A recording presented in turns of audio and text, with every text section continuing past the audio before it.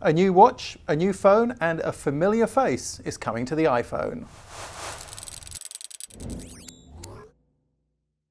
Apple's big annual announcement for the iPhone yielded at least one surprise from Nintendo. The Japanese video game company has some of the world's best loved and most recognizable characters, but for years it's resisted putting them on smartphones. Until now. With just the tap of a finger anywhere on the touch screen, you can make Mario jump.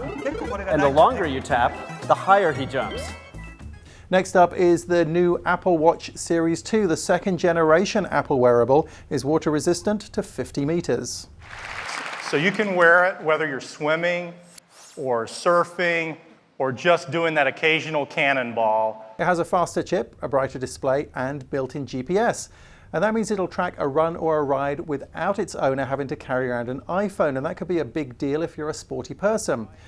In addition to the steel and aluminium models, there's now also a version in a ceramic case. It'll be available on September 16th for $369. But the Apple Watch Series 2 is nothing but a sideshow compared to the new phones, the iPhone 7 and the iPhone 7 Plus. It's the best iPhone that we have ever created. This is iPhone 7. There are changes throughout the phone. It's now dust and water resistant. There's a better display, stereo speakers, and haptic feedback from the home button. And one of the most rumored changes is true, the removal of the audio jack. So how do you listen to music with headphones? Through the digital Lightning connector. Apple is throwing a pair of Lightning headphones into the box and also an adapter to the old 3.5mm audio jack. But what do you do if you want to charge up the phone while listening to music with headphones? That's not possible. So Apple has produced Bluetooth wireless headphones called AirPods, but they don't come free. They're not in the box. They're $159. There's a new 12 megapixel camera on the iPhone 7 and on the iPhone 7 Plus. Two cameras. Why two? One has a wide angle lens in front of it and one a telephoto lens. That means you can get closer into the action without losing some of the quality that you usually do with digital zoom. And the iPhones come with a new software trick.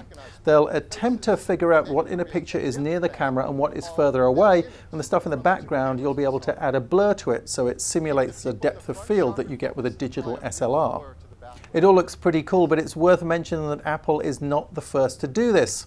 HTC had two cameras and the same software trick on its M8 phone back in 2014, but it was never really followed up by any of its competitors. Of course, there's a new chip in the iPhone 7s, and there's something fairly interesting about it. It has 4 cores. 2 are dedicated to high power work, graphics processing, and the intensive use of the phone when you're doing things like running multiple apps.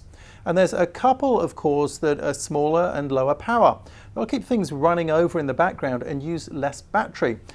The advantage of that means that you should get at least about an hour of extra battery life compared to a current iPhone 6s model. So when will these phones be available? September the 16th. The iPhone 7 will cost $649 and the iPhone 7 Plus will cost $769.